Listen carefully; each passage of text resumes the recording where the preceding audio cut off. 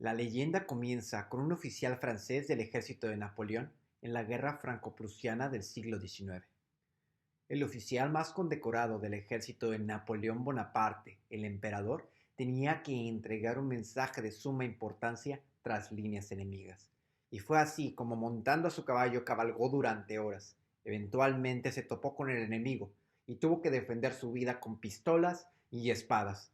Salió victorioso, aunque lamentablemente su corcel terminó herido. Decidido a entregar el mensaje, el oficial siguió su camino con el único recurso que le quedaba a mano, su propio cuerpo. Y fue así que sin arma, sin caballo, se vio obligado a correr tan rápido como sus piernas y su respiración se lo permitiera. Antes de llegar a su destino, un río se atravesó en su camino. Tuvo que cruzarlo nadando y ya al llegar al otro lado, al final entregó el mensaje. Según cuenta la leyenda, cuando llegó, incluso el oficial a cargo le preguntó: ¿y se puede saber a qué se debe semejante demora? Si tan solo supiera. Y fue así que el padre de los Juegos Olímpicos modernos, el barón Pierre de Coubertin, rescata esa leyenda y decide crear un deporte que emulara las virtudes necesarias para el militar perfecto. Natación, tiro, esgrima, equitación y atletismo los combinó en un solo deporte, siendo las Olimpiadas de 1912 aquellas en las cuales el pentatlón moderno hiciera su debut de manera oficial. Soy Ismael Hernández, medallista olímpico de bronce en los pasados Juegos de Río de Janeiro 2016, uno de los 103 medallistas olímpicos que tiene México.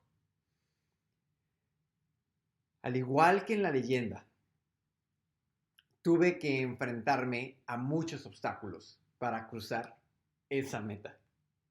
El 20 de agosto del 2016, un segundo fue la diferencia entre la medalla de bronce y el quinto lugar. Si nos vamos a los reinos de la velocidad, a los 100 metros planos, por ejemplo, esa diferencia entre el primero y el octavo lugar son de 25 milésimas de segundo. La Real Academia Española de la Lengua define el segundo como un periodo de tiempo muy breve, una de las 60 partes iguales que divide un minuto. Para mí, los segundos lo son todo. Son una diferencia. Un segundo o la milésima parte de uno tiene el potencial de cambiar tu vida. Y para alcanzar una medalla olímpica hay que entrenar millones de segundos. De eso quiero hablarles hoy. De los más de 100 millones de segundos que me llevaron hasta esa tarde del 20 de agosto en Brasil y que me trajeron hasta aquí para decirles que un día tiene 86.400 segundos y desde que empecé a hablar han transcurrido casi 180 de ellos. Si les cuesta dimensionar 100 millones de segundos, les platico. 100 millones de segundos es el equivalente a 3.2 años si los 24 horas, los 7 días de la semana se los hubieran pasado en una alberca, una pista de atletismo, un stand de tiro, una sala de esgrima o montando un caballo. Esos 100 millones de segundos los he dividido en 5 diferentes tipos. En mi caso, primero vinieron los segundos de descubrimiento. Llegué al pentatlón moderno cuando era un niño, tenía 9 años. Tenía la imaginación muy inquieta, amaba las historias de los tres mosqueteros de Alejandro Dumas y la verdad es que era muy poco hábil para otros deportes. Vivíamos en una unidad militar, ya que mi madre se desempeñaba como médico del ejército. Por azares del destino, un día me encontré a un grupo de niños y los vi correr y nadar. Me acerqué al entrenador intrigado y le pregunté: oiga, ¿qué hacen aquí? El entrenador me dijo: nosotros les enseñamos cómo correr, cómo nadar, pero también les enseñamos cómo tirar con pistola, cómo pelear con espadas y cómo montar caballos.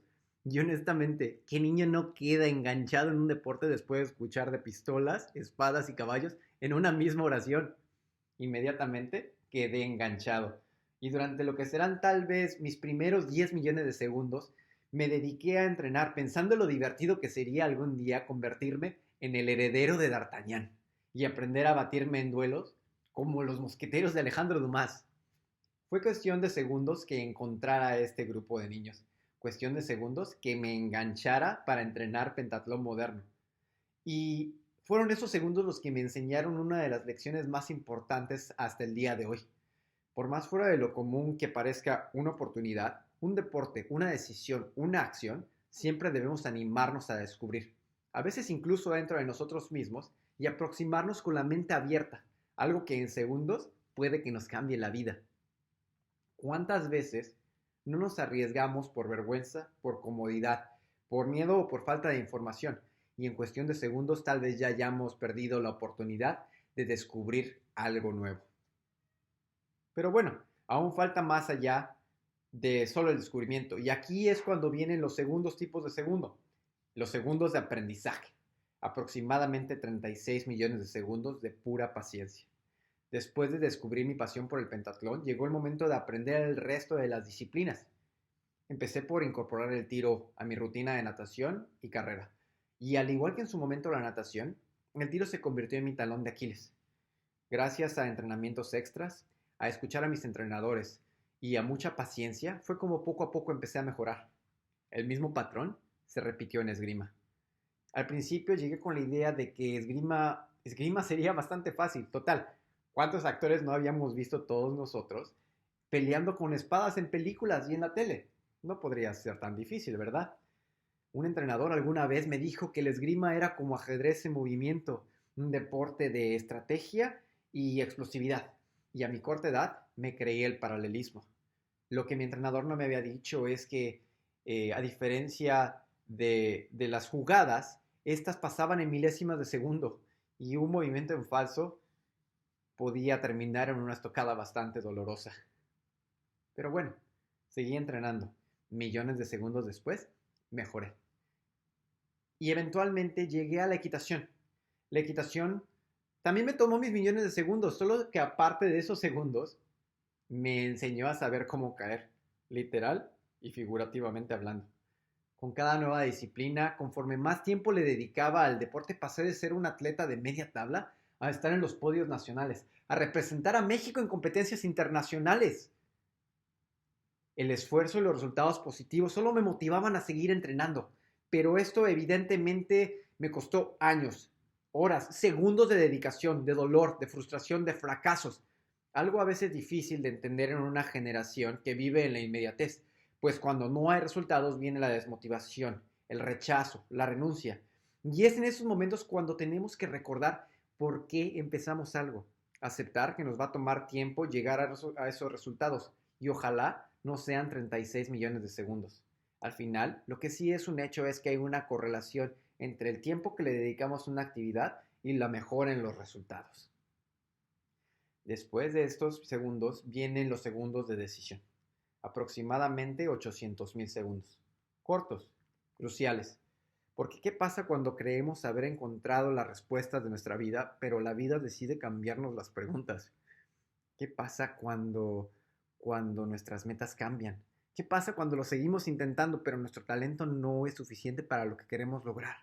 ¿Qué pasa si nos equivocamos? ¿Qué pasa si simplemente un día nos levantamos y decimos, queremos algo diferente? Es completamente válido. Tenemos segundos para decidir seguir adelante, cambiar de estrategia o de plano cambiar la meta. Toda la familia del lado de mi mamá es médico. Lógicamente, la inercia familiar me llevó a interesarme por la medicina, pero escoger esta profesión me significaba renunciar al pentatlón por la inversión de tiempo que pedirían ambas disciplinas. Así que opté por algo que me interesara y que no me impidiera seguir entrenando. Me gustaba leer, me gustaban las matemáticas, me gustaba la historia. Hoy soy economista. En mi carrera deportiva pasó algo similar. En el 2008, mientras veía la inauguración de los Juegos Olímpicos de Beijing, la cámara enfocó a Oscar Soto, amigo mío, pentatleta, que había estudiado en el TEC de Monterrey. La idea me tomó por sorpresa. Si él estaba ahí es porque era posible estudiar e ir a unos Juegos Olímpicos. Eso es lo que tenía que hacer. Lógicamente, fue cuestión de segundos. Me tomaría muchos segundos, millones de segundos, prepararme para una competencia de esa talla. Lo que no sabía sería que 2 años después, en el 2010, me encontraría en un aeropuerto en Budapest, a punto de abordar mi vuelo hacia México, cuando recibí una llamada en la cual me informaban que junto con varios mexicanos seríamos sancionados por haber resultado positivo en una prueba antidopaje. Una sanción de doping es de las peores cosas que le puede suceder a un deportista. Es una marca de por vida en tu expediente como atleta. Y las consecuencias son terribles. En mi caso se trataba de clenbuterol, un anabólico que se utiliza mucho en América Latina para lograr que el ganado de consumo tenga más carne, menos grasa y crezca más rápido. Mismas razones por las cuales es una sustancia prohibida dentro de la lista de la Asociación Mundial Antidopaje. Sin embargo, es una sustancia presente en casi toda la carne que consumimos y me atrevería a decir que no todos tenemos pleno conocimiento de ingerirla. Recuerdo que mi corazón se detuvo. Recuerdo que el miedo me invadió de pies a cabeza. Recuerdo que el calor escaló por mi espalda. Cada palabra taladraba un agujero en mi estómago. No entendía nada. Era tal mi desconsuelo que perdí el control del número de lágrimas que había derramado. Para colmo, aún me faltaban 13 horas de vuelo. Sin mis padres, sin mi teléfono, sin poder hacer nada, más que estar sentado y seguir llorando. Al llegar al aeropuerto de la Ciudad de México tomé mis cosas. No me despedí de mi equipo, ni de mi entrenador. Me salí. Como intentando huir, de repente me topé con mi papá en la puerta de entradas internacionales. Me agarró entre sus brazos y me dijo, tranquilo, tranquilo, todo va a estar bien. Y le creí. Seguimos adelante, enfrentamos los medios de comunicación, aceptamos la sanción, no teníamos otra opción. Todo el tiempo que habíamos invertido en entrenar, en prepararnos, sentía que había sido un desperdicio, pero estaba equivocado. Estos segundos son los que en verdad retan la firmeza de nuestros anhelos, de nuestras decisiones.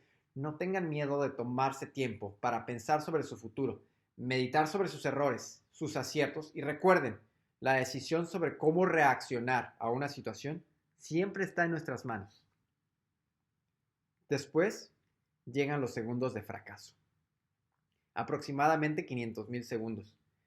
Incluyo dentro de estos segundos, en mi mejor y limitada recolección, el tiempo después de una caída o de algún accidente en el cual estuve convaleciente, el tiempo durante el cual estuve lesionado o incluso el tiempo en el cual me cuestioné fuertemente mi carrera deportiva o el seguir adelante después de un resultado negativo. Estos segundos son muy peligrosos, no por las consecuencias directas o físicas, sino por el impacto negativo que pueden tener en nuestra seguridad y en nuestra mente, si no los tomamos con la seriedad necesaria y con la cabeza fría. En mi caso, el Mundial de Roma en el 2012, cuando me tocaba montar un caballo sumamente complicado que minutos antes había tirado a otro competidor. Esta competencia era lo único que me separaba del boleto olímpico de Londres 2012, pero en un arranque de soberbia y arrogancia me creí superior al jinete anterior. Esta vez fue el caballo el que me demostró lo equivocado que estaba. El resultado, 5 fracturas en el rostro y un diente menos. Bastaron 5 segundos de soberbia para cambiar la imagen perfecta de salir de la arena con los brazos en alto, celebrando la clasificación a los Juegos Olímpicos. En su lugar, ahora abandonaba la arena a bordo de una camilla, sobre una ambulancia en camino al hospital más cercano. En cuestión de segundos, puse en riesgo mi vida, mis sueños, mi trabajo y mi esfuerzo. La soberbia fue igual de poderosa y destructiva que la inercia de salir catapultado del asiento del caballo. Muchos pensarían que los momentos más dolorosos fueron aquellos en los cuales me estampé contra el obstáculo. Les puedo asegurar que lo más doloroso vino después, cuando todas las lesiones, las fracturas, cuando todos los moretones hubieron sanado. Después, cuando todo por lo que había trabajado en mi vida se llenó de inseguridades, de miedos y se rompió. Estaba poniendo en riesgo mi vida. ¿En verdad estaba dispuesto a subirme de nuevo a un caballo? Vamos, había sido afortunado. ¿En verdad quería seguir haciéndolo? Yo creo que mejor no, mejor renunciamos, ¿no?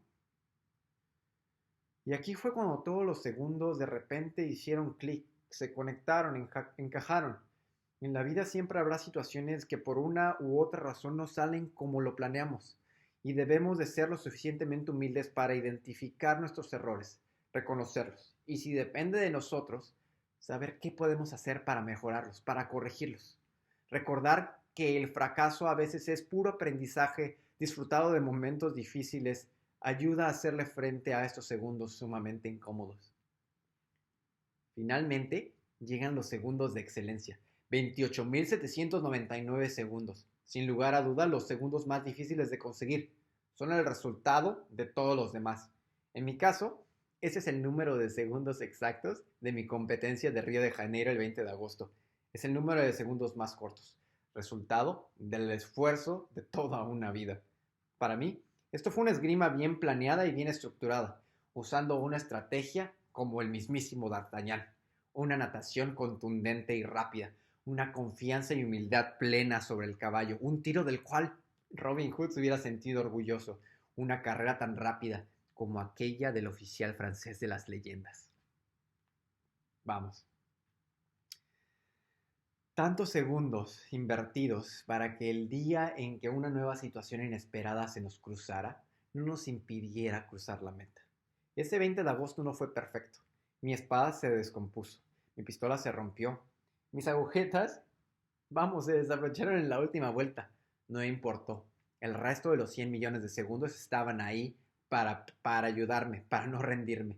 Los segundos de excelencia son aquellos donde nuestros sueños se materializan, en donde las medallas se cuelgan, en donde los premios se entregan, en donde pasamos a la historia. Son segundos para los cuales nos preparamos toda una vida, segundos de inspiración, segundos de reflexión, de celebración, de reconocimiento por nuestros logros, por nuestros errores, pero más importante, de reconocimiento a la gente que siempre estuvo ahí presente para apoyarnos en el camino.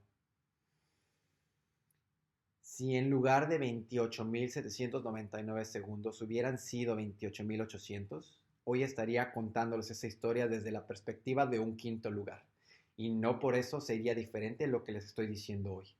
Al final, el éxito no se mide solo en segundos, sino en cómo vivimos cada día para alcanzarlo. Es la suma de esfuerzo, descubrimiento, aprendizaje, decisiones, fracasos y momentos de excelencia que hacen de nuestra vida una experiencia única y gratificante. ¿Y ustedes qué están haciendo con sus segundos?